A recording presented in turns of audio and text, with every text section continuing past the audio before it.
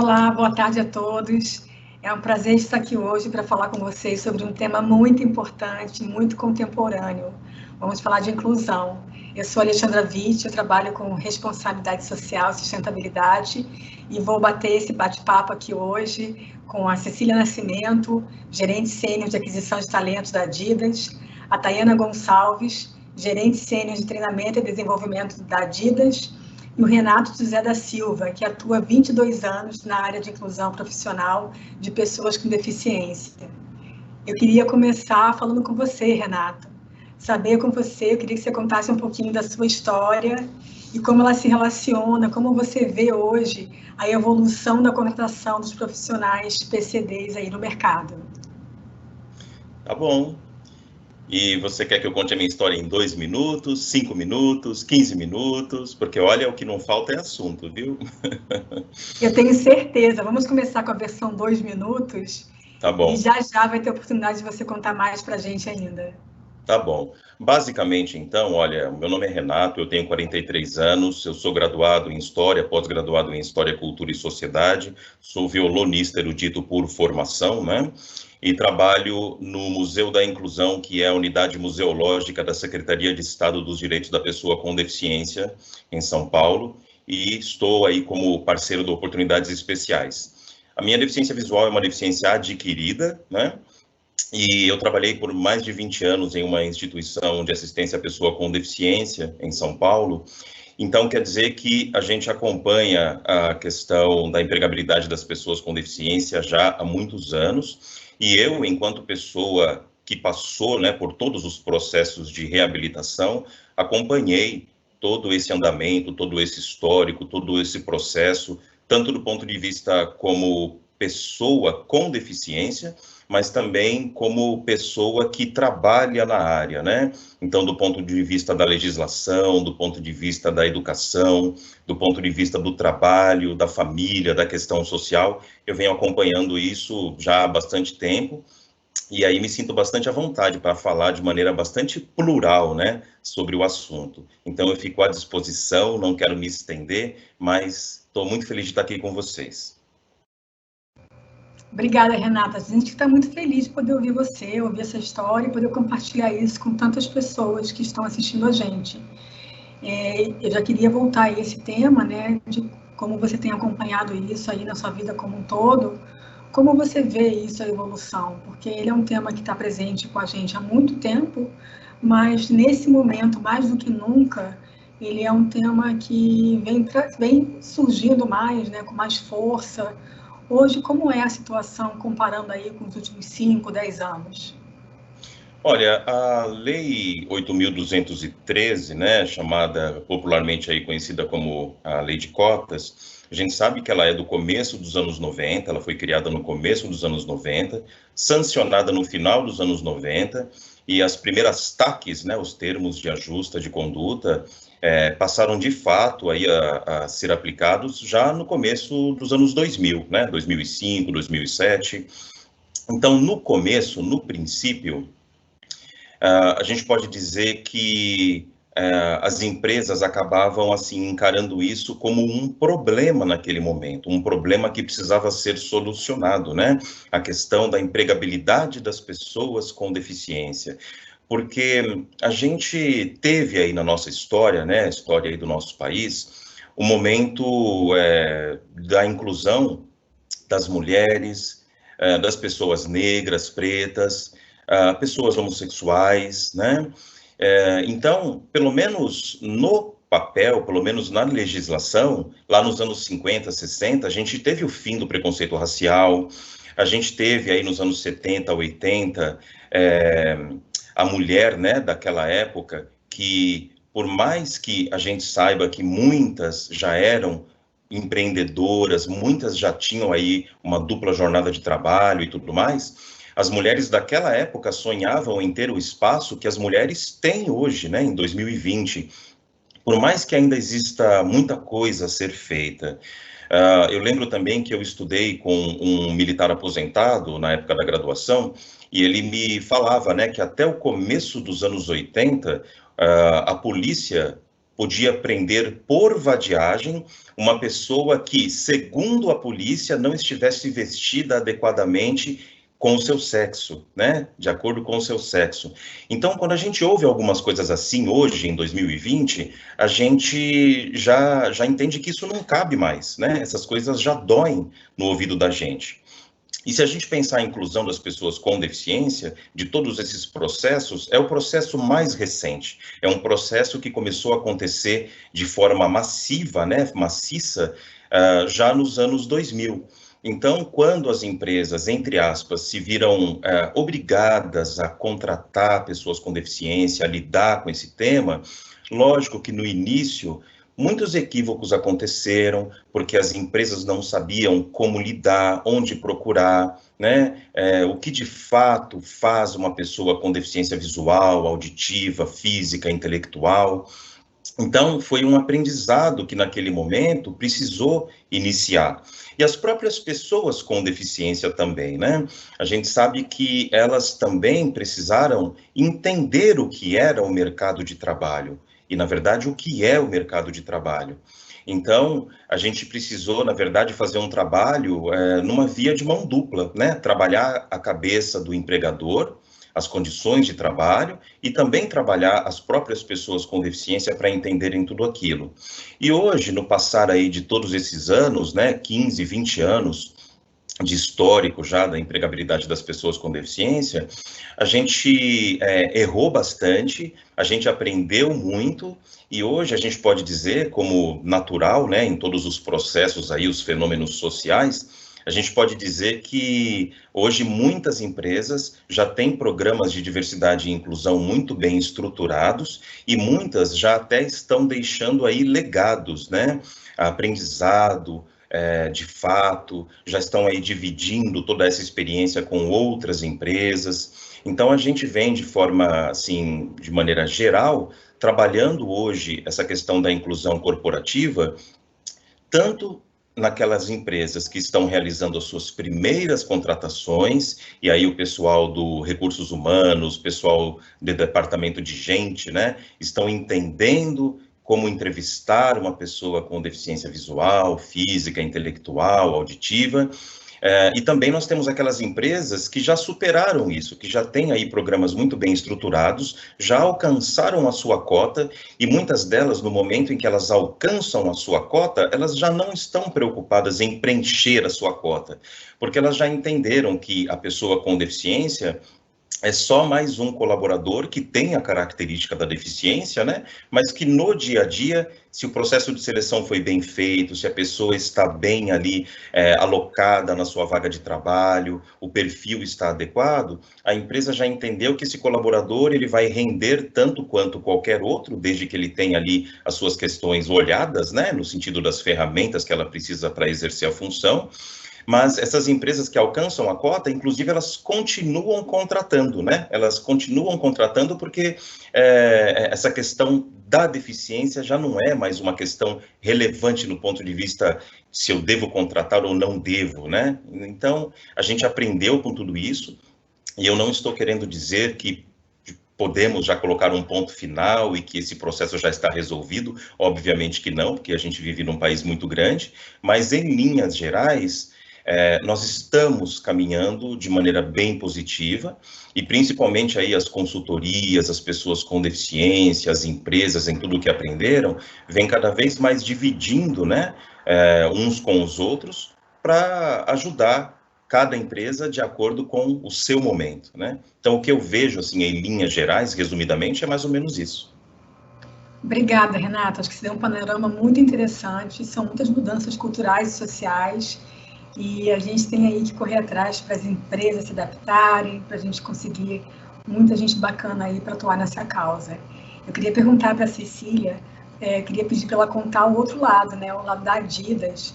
Quais são as iniciativas que acontecem hoje para a PCDs? Quais são as ações? Quantas pessoas são impactadas por isso? Legal.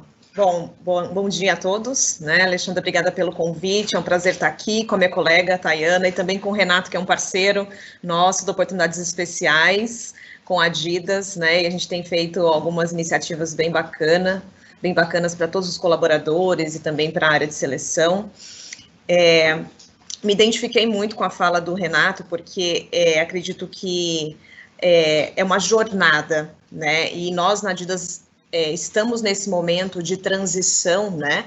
De deixarmos de termos vagas exclusivas para pessoas com deficiência e passarmos a ter vagas, né? Então, acho que essa é a grande mudança, né, que a gente vem vivenciando. Então, a gente deixa de ter vagas específicas, administrativas, operacionais, e passamos a ter candidatos com habilidades, com competências, com deficiência ou não no processo, independentemente, né, das características. Então, essa evolução que o Renato trouxe, eu vejo justamente como um grande progresso que a gente tem vivido hoje como uma cultura na empresa. Como algumas iniciativas, né, então nós deixamos de ter essas posições exclusivas e passamos a trabalhar muito mais fortemente a inclusão, independentemente da posição e do nível, né, a inclusão de profissionais com deficiências nos processos seletivos. Nós fizemos uma parceria junto a Oportunidades Especiais no início desse ano para atração de profissionais na cidade de Fortaleza, onde nós inauguramos uma nova loja, né? Então, uma parceria específica com Oportunidades Especiais num shopping em que montamos um stand, foi muito bacana. E recentemente nós lançamos o nosso banco de talentos exclusivo para pessoas com deficiência, né, para profissionais com deficiência. Então, foi uma campanha protagonizada pelo nosso atleta paralímpico, Daniel Dias, e a gente tem esse banco para qualquer posição dentro da Adidas, em que a gente pode realmente fazer uma busca proativa, acessar e contatar essas pessoas assim que nós tivermos posições aderentes abertas, né? Nós temos em alguns países também da região parceria com o Comitê Paralímpico, né? Como somos uma empresa de esportes, nós temos essa parceria firmada com o Comitê Paralímpico, que é bem interessante também. Então, estamos no caminho, né? Eu digo que essa jornada ela é de muito aprendizado, já erramos muito, já acertamos também, né? Eu acho que essa é a humildade aí da gente crescer, aprender, se desenvolver junto no mercado de trabalho, né? Em direção a uma evolução desse conceito e dessas iniciativas no mercado de trabalho. Que legal, Cecília, muito, muito bom ouvir isso de você, é muito bom saber que uma empresa como a Adidas está tão atuante nisso. E eu queria ouvir agora da Tayana, como é que o PCD pode ser reconhecido pelo talento e não pela deficiência? E eu queria acrescentar aí já uma pergunta do nosso público, que perguntou sobre habilidades e competências. O PCD tem que ter habilidades e competências diferentes para conseguir viver esse ambiente corporativo? Muito bom, obrigada, Alexandre, é um prazer estar aqui. O tema de diversidade e inclusão é algo que sempre me tocou muito como pessoa. Lembro na época da faculdade, né, o meu TCC foi justamente sobre pessoas com deficiência, e naquela época, não faz tanto tempo assim que eu estou formada, né, vamos manter assim que foi nos últimos 5 anos, né, mas há um tempinho atrás, né, quando eu fiz meu TCC, ainda era um tema muito pouco discutido, né, eu lembro de ter tido a dificuldade, inclusive, de achar materiais, né, referências bibliográficas para falar sobre pessoas com deficiência no mercado de trabalho, né? Então, hoje, né, trabalhando na Adidas na área de desenvolvimento, de treinamento e desenvolvimento, eu tenho a felicidade de ser a líder do Comitê de Diversidade e Inclusão na Adidas do Brasil. Então, foi algo que caiu como uma luva, né, por eu gostar tanto desse tema, né? E dentro disso, a gente tem o pilar de pessoas com deficiências, né, e a gente trata justamente desses temas, e quando você fala, na verdade, sobre ter o talento, né, ser reconhecido pelo talento e não pela deficiência, eu acho que está um pouco ligado com o que o Renato e a Cecília já trouxeram, de que a gente tem que parar de enxergar as pessoas pelas suas características, né, ela é uma pessoa com deficiência, ou ela é uma mulher negra, não, ela é simplesmente um profissional, né, que está ali para trabalhar com a gente. Obviamente, as empresas fazem ações afirmativas, né, tanto a empresa quanto o governo, para poder reparar né, tudo que a gente fez de errado, vamos dizer assim, até o momento, com o que a gente chama, né, com o que as pessoas chamam de minorias. Então, essas ações afirmativas, como, por exemplo, a lei de cota, né, que o Renato falou que é apelidada pela lei de cota, na verdade, elas são ações que deveriam ser temporárias, né? Primeiro, a gente não deveria ter que ter esses tipos de ações, mas a gente tem justamente para corrigir, né, tudo que a gente, todas as pessoas que a gente excluiu como sociedade. E quando eu falo sobre talento, né, na Adidas, a minha área, inclusive, de treinamento e desenvolvimento, fala justamente que a Adidas acredita na capacidade ilimitada das pessoas crescerem e se desenvolverem, né? Esse é o lema, vamos dizer, da minha área de treinamento e desenvolvimento. Então, é o plural, a gente acredita na capacidade de todas as pessoas se desenvolverem, de todas as pessoas crescerem na carreira. Então, a gente não olha as pessoas, seja a pessoa com deficiência, seja o homossexual, seja a pessoa negra, com esses traços. A gente olha o talento da pessoa, né? Então, não. E aí, respondendo a sua segunda pergunta, né? Se a pessoa precisa ter uma capacidade ou algo diferente.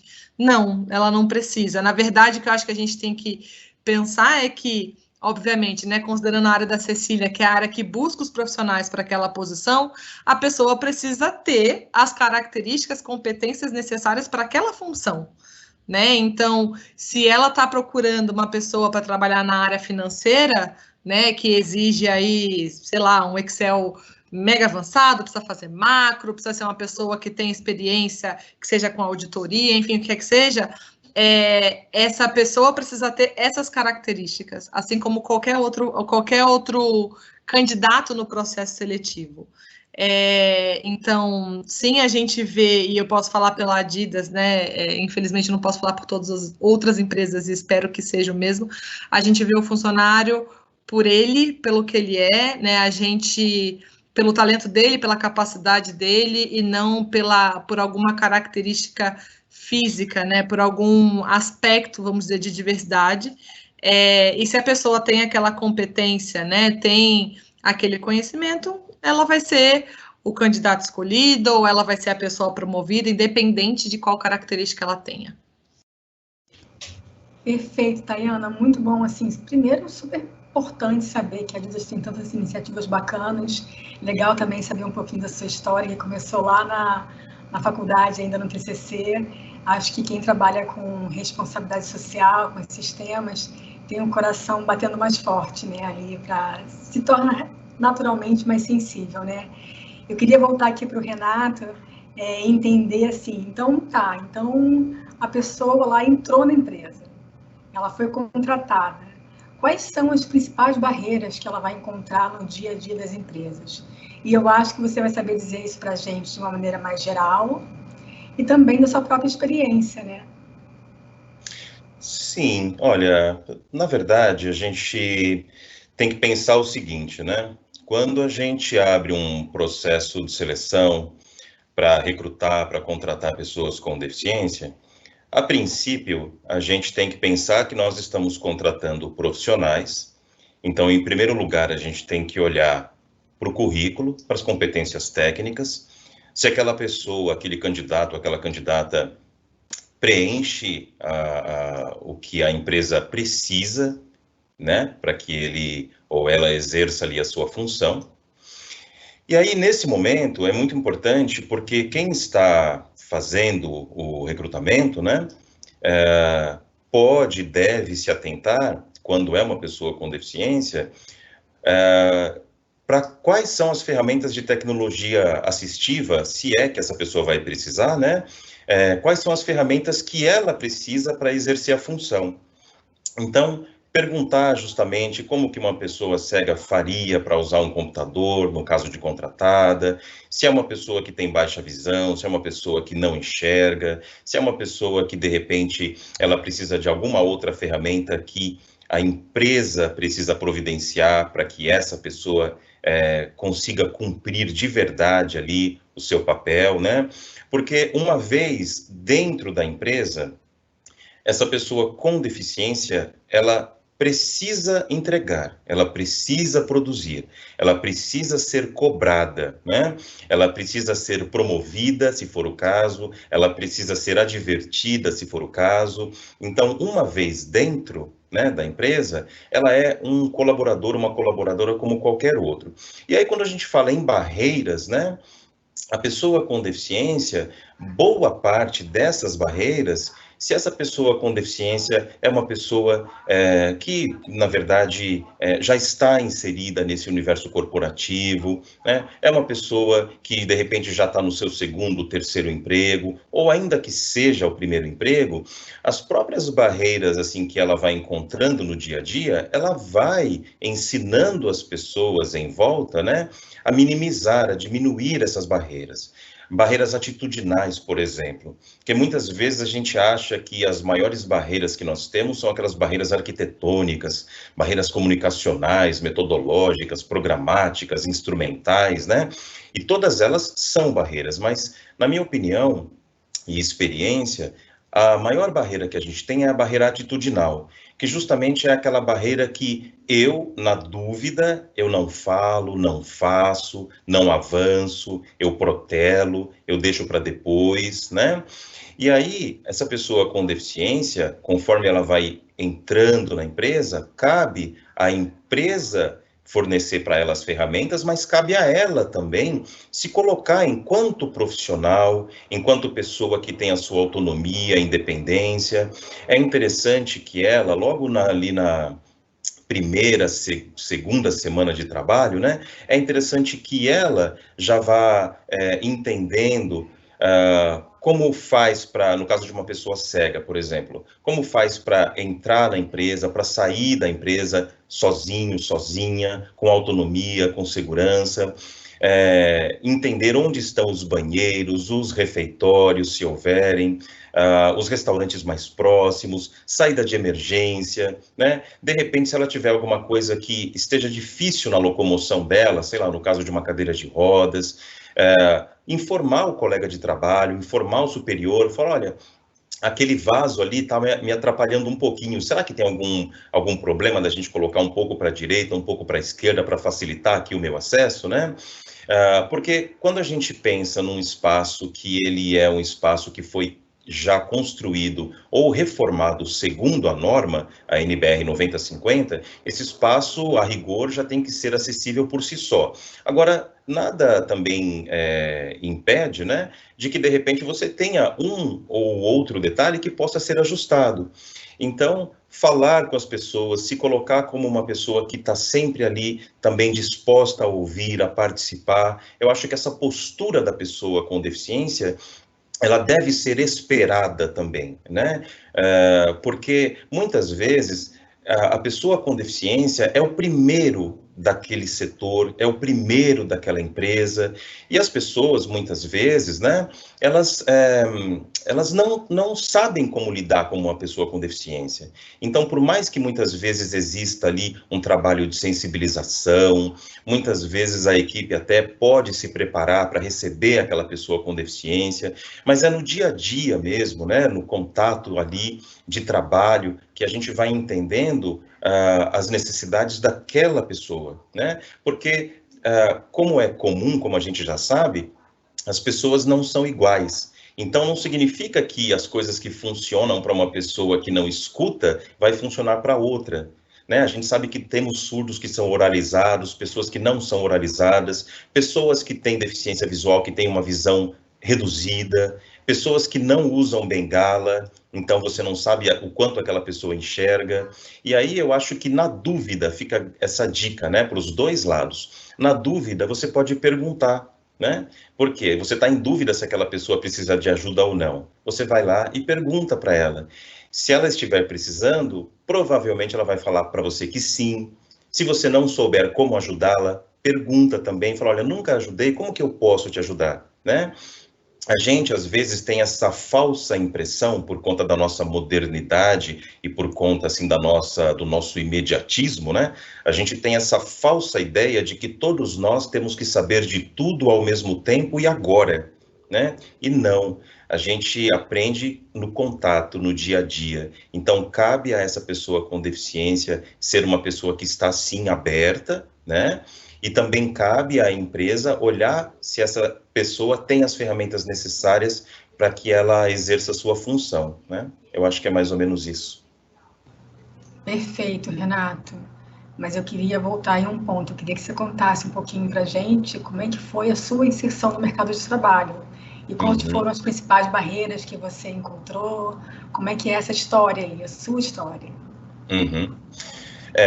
Como eu comentei no início, eu perdi a visão na adolescência, né? Por conta de um glaucoma congênito, que é uma doença que dá pressão alta nos olhos. Então, eu fui perdendo a visão gradativamente dos 17 aos 20 e com 20 anos não enxergava mais. Então, a minha principal barreira naquele momento, a minha principal dificuldade, foi a falta de informação a respeito de deficiência. Naquela época, nós estávamos na metade dos anos 90 e a gente ainda não tinha a internet popularizada como a gente tem hoje. Então, a gente precisava, de fato, ir até as instituições, falar com as pessoas, né? A gente não conseguia realizar pesquisas da maneira como a gente faz hoje, né? Tão rápido. Então, naquele momento, para mim, quando eu me entendi enquanto pessoa com deficiência, eu acho que foi um marco, de fato, para eu me socializar e tomar de verdade as rédeas, né, da minha vida. Porque enquanto eu não me entendia enquanto pessoa com deficiência, enquanto eu ainda tinha, entre aspas, assim, vergonha ou medo de assumir, né, de usar a bengala na rua, enquanto eu tentava esconder a minha deficiência, as coisas não aconteciam para mim. Então, eu lembro que quando eu fui fazer um curso de orientação e mobilidade, que é justamente isso, quando a gente aprende a usar a bengala para sair na rua, né? Eu acabei conhecendo outras pessoas com deficiência. Uma dessas pessoas me falou sobre uma instituição e cursos de informática, e aí me chamou a atenção, né? Falei, puxa, como é que funciona isso de informática para quem não enxerga? E aí fui até uma associação em São Paulo, a Laramara, com os 2 pés atrás. Porque na minha cabeça, né, puxa vida, um rapaz de 20 anos indo para uma associação de cegos, então era o fim, né, na minha cabeça. E aí foi uma grande desconstrução quando eu cheguei lá, porque eu conheci, vi, encontrei muitas pessoas com a mesma deficiência e pessoas até com deficiências duplas, né? Deficiência múltipla, uma deficiência visual e uma deficiência física, uma deficiência visual e uma deficiência auditiva. Então, naquele momento, foi que eu pude entender que vários dos fantasmas que eu tinha na minha cabeça em relação à deficiência eram fantasmas, né? Na prática, a coisa não era daquela forma. E aí eu vi que a maioria das pessoas saíam, passeavam, viajavam, trabalhavam, namoravam, tinham a sua autonomia, seu dinheiro e tal. E aí, como eu já falei, aquilo foi uma grande desconstrução. E é lógico que eu queria também fazer parte daquele grupo, né? Aí eu sei que eu comecei a fazer alguns cursos naquela instituição. Pouco tempo depois me chamaram para trabalhar, e aí foi o meu primeiro emprego, né? CLT, carteira registrada, meu dinheiro, meu convênio médico. O trabalho começou a trazer para mim de bom tudo aquilo que o trabalho traz para qualquer pessoa, né? Essa independência financeira, poder chegar em casa e ajudar a família a pagar uma conta de luz, uma conta de água, não precisar mais pedir dinheiro para a mãe ou para os irmãos para comprar as minhas coisas. E aí, como eu já falei, comecei também, inclusive, a sair, né, a ter amigos com deficiência. Essas pessoas logo passaram a frequentar a minha casa e se tornaram amigos dos meus antigos amigos sem deficiência. Logo, todos estávamos passeando juntos, saindo juntos, viramos uma turma só, né? E a minha vida social, de fato, ela começou depois da minha cegueira. Então, posso dizer hoje, assim, de maneira muito segura, né, para vocês, que, puxa vida, né, se a gente disser assim, deficiência é uma coisa legal, é uma coisa bacana? Não, deficiência não é uma coisa legal, não é uma coisa bacana. Ninguém optaria por ter uma deficiência e ninguém quer que alguém querido tenha uma deficiência, lógico que não. Mas uma coisa que para mim é muito verdade é que a deficiência, ela me trouxe um patrimônio de vida muito grande, no sentido de ter conhecido pessoas que eu não conheceria, de ter trabalhado e estudado em áreas que eu não estudaria, não trabalharia se não fosse pela questão da deficiência. E isso significa que hoje, né, com 43 anos, esses 20 e tantos anos de cegueira, eles ajudaram muito a moldar a minha personalidade hoje, né, como eu sou. E eu gosto bastante de como eu sou. Então isso significa que boa parte do que eu sou, eu também devo à minha deficiência. Então, dessa maneira, assim, muito tranquilo, né, muito bem resolvido e tal, casado, inclusive, com uma pessoa que também tem deficiência visual, tem baixa visão. Nós dois temos o nosso apartamento, conquistamos o nosso apartamento, trabalhamos muito, passamos todos os perrengues que todas as pessoas passam, né? E aí, se nós pagamos todos os nossos impostos, se nós trabalhamos como qualquer pessoa trabalha, nada mais justo de que a gente tenha também o mesmo direito de acesso, né, a produtos e serviços e lugares. Então, eu acho que é mais ou menos isso. Nossa, sim, Renato, obrigada por compartilhar aí a sua história, muito bacana, eu acho que é uma história inspiradora e tem muita gente que está ouvindo aqui a gente, está assistindo a gente nesse momento, que vai usar essa história aí para se transformar, a gente espera, né? Eu queria falar com a Tayana agora sobre o outro lado, né? O lado dentro da empresa, né? Como a empresa pode se preparar, como é que funciona isso em relação à cultura da empresa? Porque quando a pessoa entra com deficiência no ambiente lá da Adidas, por exemplo, né? Então envolve aí muitos outros colaboradores, não somente os gestores e colegas, né? Mas a estrutura cultural da empresa como um todo. Como é que vocês trabalham isso? Muito bom. Acho que falar de cultura, né? E cultura é uma parte que também entra na minha área. É sempre um tema interessante de pensar que, na verdade, a cultura nada mais é do que como as pessoas se comportam dentro da empresa, né? A cultura é feita de comportamentos das pessoas. Então, obviamente, a empresa pode colocar vários quadros, murais, palavras na parede, né, do que ela espera que as pessoas vivam, mas se as pessoas não viverem aquilo, de fato, não vai virar uma cultura, né? Então, a teoria, né, por trás e a cultura da Adidas que fala em relação à diversidade é que a diversidade é fazer com que as pessoas deem o melhor de si, sendo quem elas são, né? A singularidade de cada uma das pessoas. A gente preza a singularidade das pessoas. E, além disso, para que elas se sintam parte, né? Se sintam abraçadas, porque, e com certeza o Renato sabe falar isso, né, como profissional, experiência da área, né, que diversidade e inclusão são coisas diferentes, então eu posso ter um público super diverso, mas não necessariamente me sentir incluído, me sentir parte. Então, a cultura da Adidas fala que é isso, né? Que eu vou priorizar a singularidade das pessoas, eu quero que todo mundo seja quem elas normalmente são, que elas se sintam acolhidas dentro da empresa e que elas possam performar, possam criar o melhor de si, né? Porque a gente sabe que a gente dá o nosso melhor quando a gente pode ser quem a gente de fato é, né? Sem ter que ficar escondendo nada. Então, isso eu acho que é a parte mais teórica, né? Do que a gente tem ali escrito na parede. Mas as pessoas, de fato, como a Cecília falou, a gente tem feito uma construção, uma jornada, né? Eu entrei na empresa faz 2 anos e meio, acho, isso, 2 anos e meio, e, na verdade, a primeira ação que eu tive quando eu entrei na empresa foi fazer um focus group de diversidade. Então, a gente, na verdade, já falava bastante sobre mulheres, né? Entendo que no passado, enfim, eu não estava na empresa, já falava bastante sobre mulher na liderança, e a gente quis fazer um focus group para entender, ok, além de mulher na liderança, né? Além da parte de gênero, o que mais precisamos discutir dentro da empresa, né? Será que a gente está sendo inclusivo de verdade? Então, esse foi o início da jornada de uma mudança cultural na Adidas. E aí, então, na verdade, esse focus group, né, acabou virando um comitê de diversidade. Hoje nós somos em 26 pessoas, né, que são colaboradores que são voluntários, né? Eles não são contratados para trabalhar com diversidade, tem gente de finanças, tem gente de TI, tem gente de RH, de marketing, enfim, de todas as áreas que são voluntários para trabalhar nessa causa, né? E a gente é dividido em 4 pilares, então, o comitê, né? Então, a gente tem o pilar de gênero, o pilar de raça, o pilar de geração e o pilar de PCD, né? E a gente faz ações específicas para cada um não somente desses públicos, não para essas pessoas, né, necessariamente, mas para trazer conscientização.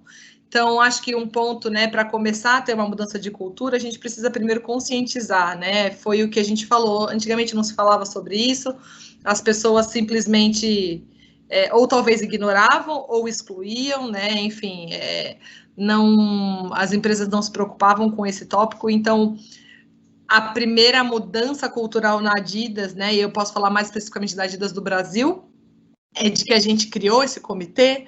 A gente começou a querer ver as pessoas vivendo de fato o que estava escrito na parede sobre diversidade, né? E não só ter ali um pôster na parede. A gente queria que as pessoas começassem a viver isso. Então, acho que eu posso falar de PCD, por exemplo, o que a gente fez de maior, assim, né? Porque a gente tem ativações durante todo o ano.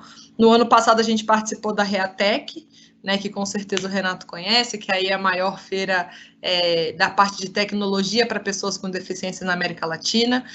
Não é comum que empresas estejam lá para contratar ou para recrutar ou para pegar currículo, geralmente é uma feira de tecnologia, então as empresas de tecnologia, as empresas automotivas vão lá para demonstrar as tecnologias que eles têm para pessoas com deficiência, e a gente tomou uma ação de ir lá para dizer o quanto que a gente se importa com diversidade e o quanto que a gente gostaria de atrair pessoas que tivessem deficiência. Então, acho que esse foi um grande marco para a gente, quanto a Adidas, e a gente teve quase 50 colaboradores que foram, ao longo dos dias da feira, lá como voluntários para trabalhar e para participar e para falar com pessoas.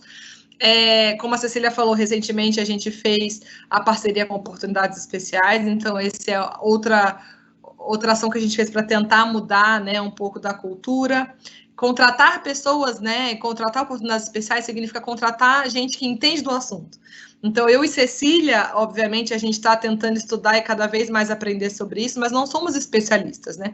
Existem aí no mercado empresas especialistas de diversidade. E aí as pessoas perguntam, né, como é que eu posso mudar minha empresa, como é que eu posso ser mais diverso, ser mais exclusivo? A gente precisa falar com quem é profissional do tema. Então, vamos contratar as empresas que estão aí para ajudar a gente nessa jornada. A gente sozinho não vai conseguir. Então, ter oportunidades especiais foi bem legal. Recentemente, acho que, para finalizar, né, a gente teve, no dia 22 de setembro, se eu não me engano, foi o Dia Nacional do Atleta Paralímpico.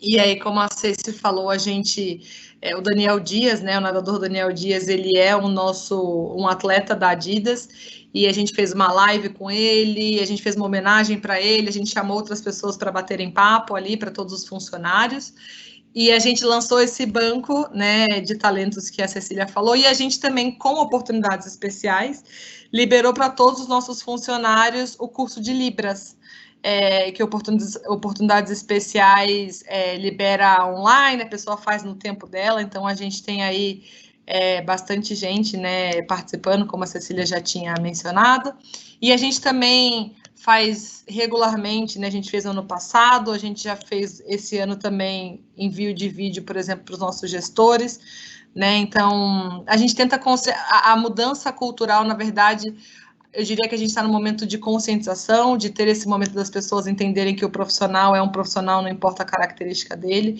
e sinto que de 2 anos e meio para cá a gente já cresceu bastante, já conseguiu evoluir bastante nessa jornada, mas sem dúvida nenhuma tem um caminho muito, muito, muito grande ainda para a gente percorrer enquanto empresa. Que bom, Tayana, eu acho sim que tem um caminho longo para percorrer, mas eu acho também que vocês já estão aí nessa caminhada, né, nessa jornada. Eu queria perguntar aqui para a Cecília, a Tayana acabou respondendo um pedaço aqui de uma pergunta que a gente recebeu do público, que eu acho que é uma pessoa que trabalha na área de seleção, que queria saber como ela pode se preparar para isso, né? Então, assim, ela falou um pouco sobre contratação de empresas especializadas, mas eu queria ouvir também de você, Cecília, tem alguma informação, que ponto você acha mais relevante, que eu acho que é um preparo que deve ser também você como profissional, né? O que você fez para se preparar, para assumir esse posto, né? Não, com certeza, eu acho que além, logicamente, de ter parceiros que entendem do assunto, é poder contar com eles, né? Então, eu acho que um dos pontos mais importantes para a gente se preparar para a contratação foi, inclusive, ter o Renato preparando o meu time, fazendo um treinamento com o time para fazer seleção, porque a gente não somos especialistas no assunto, não vivemos como um profissional com deficiência, então a gente precisa realmente estarmos preparados para essas entrevistas, e o Renato fez isso com o time, foi um diferencial muito grande, né, para a preparação dessa equipe.